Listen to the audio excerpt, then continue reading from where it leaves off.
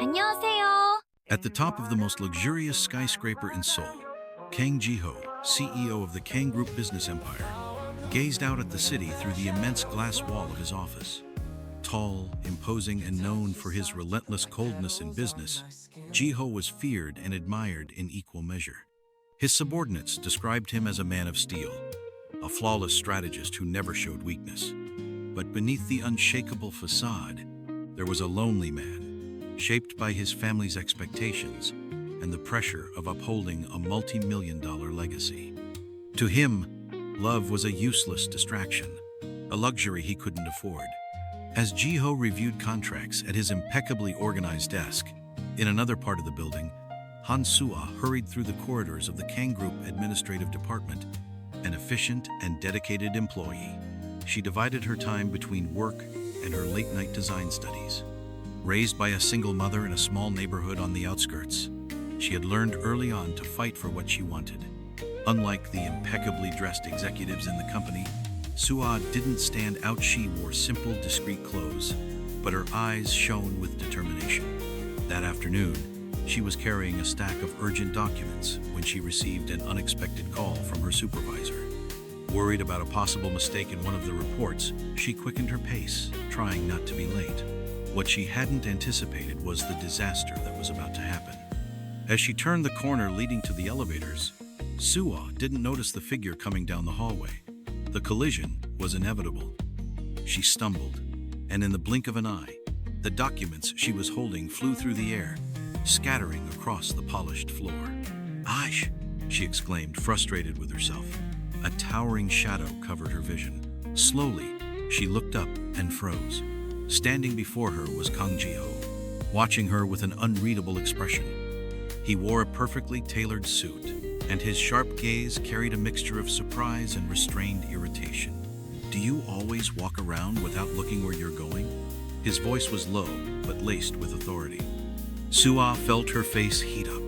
Her heart raced, not only from embarrassment, but also from the magnetism emanating from the man before her. She knew who he ways everyone did.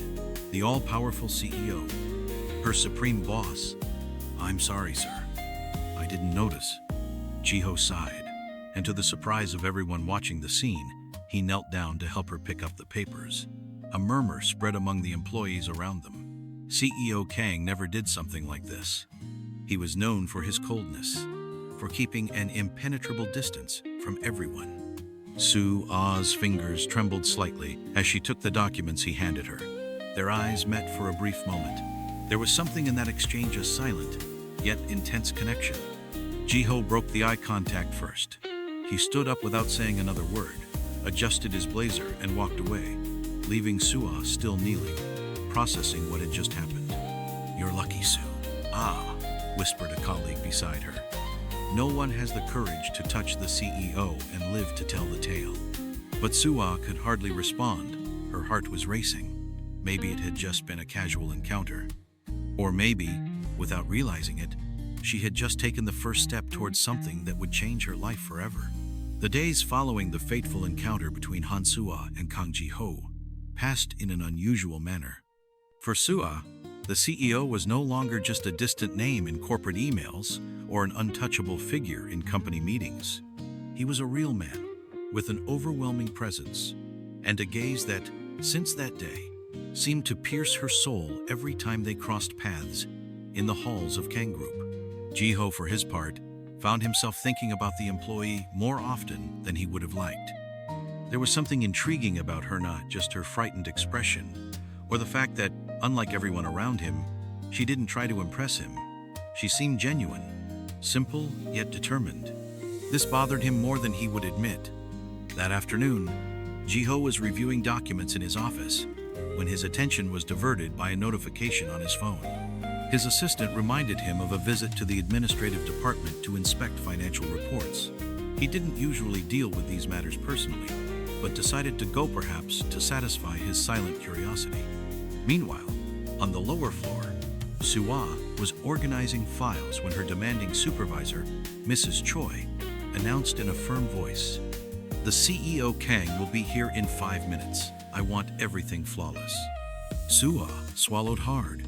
Since the elevator incident, she had avoided any direct contact with Jiho. The mere thought of seeing him again made her remember his penetrating gaze and the inexplicable tension she had felt in that moment. When Jiho entered the room, the atmosphere immediately grew heavier.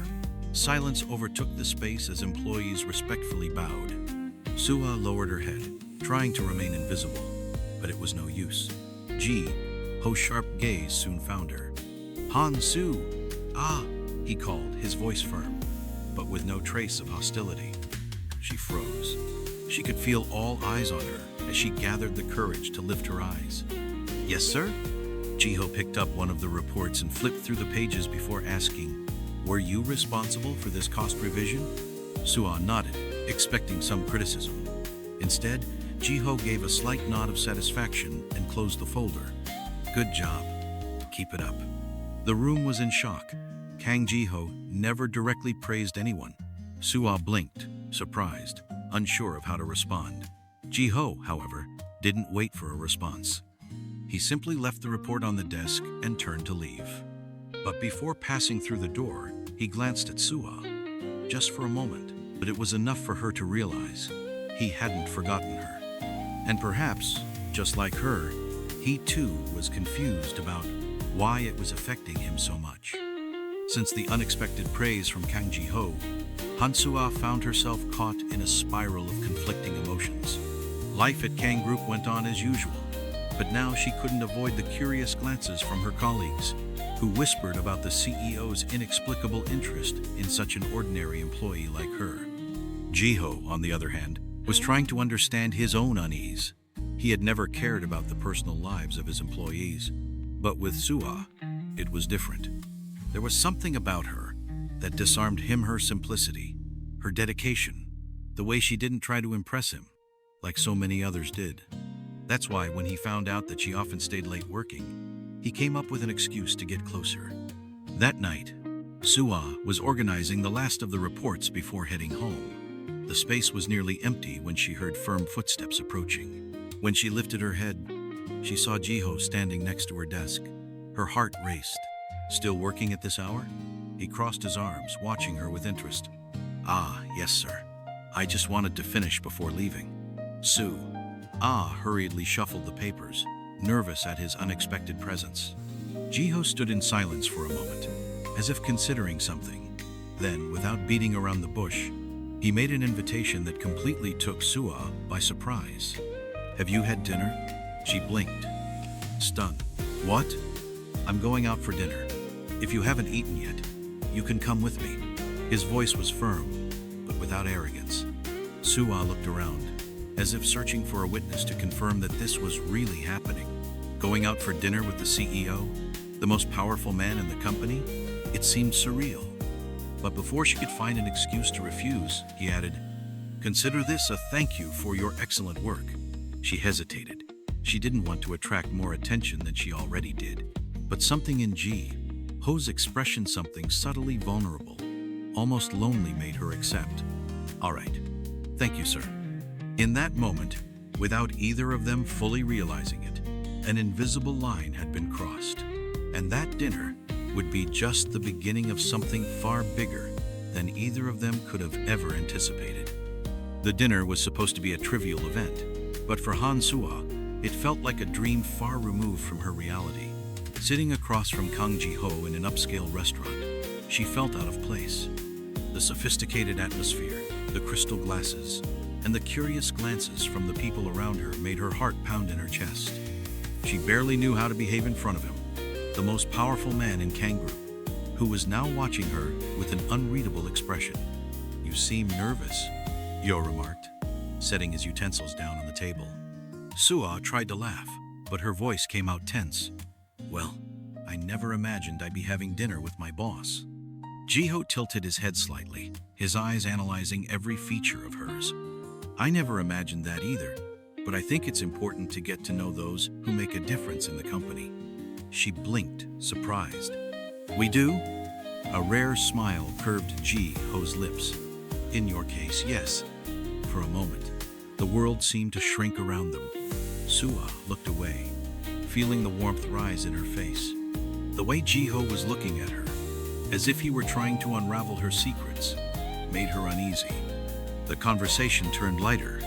Jiho asked about her life, her family, her dreams.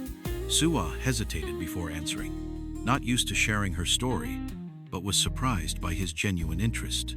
I've always wanted to study more, grow professionally, but opportunities don't always come for people like me.